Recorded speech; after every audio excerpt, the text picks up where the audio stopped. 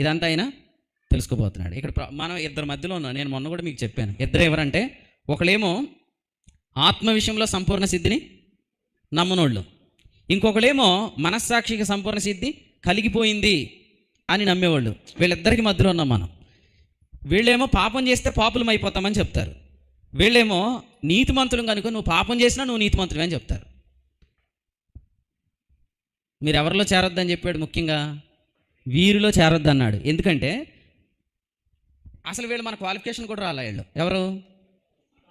పాపం చేస్తే పాపులం అయిపోతామనేవాళ్ళు మన లెవెల్కి కూడా రాలేదు.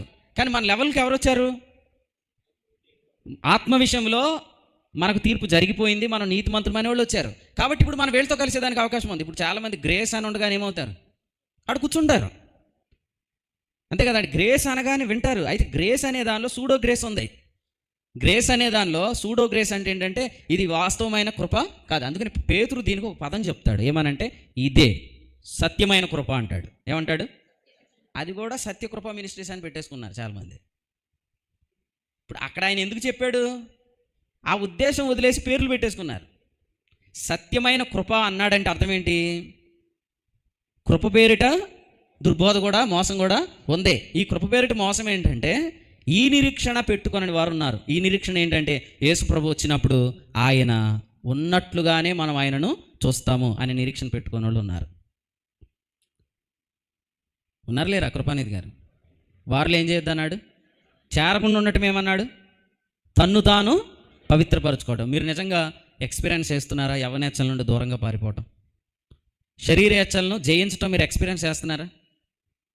ఎంతమంది ఎక్స్పీరియన్స్ చేస్తున్నారు? మీరు నిజంగా దేవునికి స్తోత్రం చెప్పండి. ఎందుకంటే దేహమందు జీవం ప్రత్యక్షం అవటం అన్నా, మర్త్యమైనది జీవము చేత మృంగివేయబట్టం అన్నా రెండు ఒకటే. కాబట్టి ఆ రోజు అది పరీక్షించబడుతుంది.